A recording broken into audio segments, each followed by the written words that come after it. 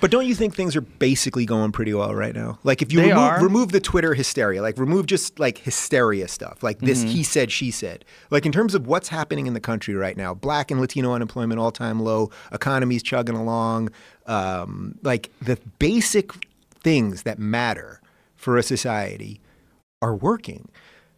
That's pretty good. He's basically just regurgitating Fox News talking points right here. Black and Latino unemployment is very low. Are Trump's policies necessarily responsible for this? And how many of these jobs pay meager wages and offer no benefits? Unemployment is such an inadequate metric because it doesn't capture the quality of jobs.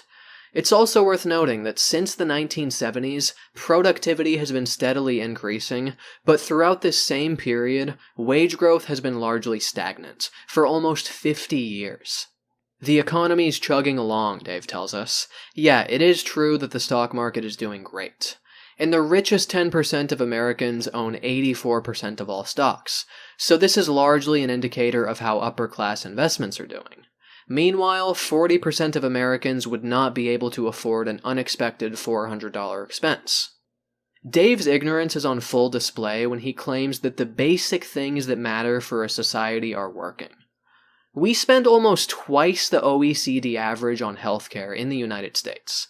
Millions lack access to healthcare in this country, a trend that's only increasing under Trump. A study published in the American Journal of Public Health found that 45,000 Americans die each year due to their lack of health coverage. The American Society of Civil Engineers rates our infrastructure a D+. Hundreds of thousands of Americans get arrested and oftentimes jailed for victimless drug crimes, a trend that Trump and Jeff Sessions are accelerating. Net neutrality just got repealed under the Trump administration.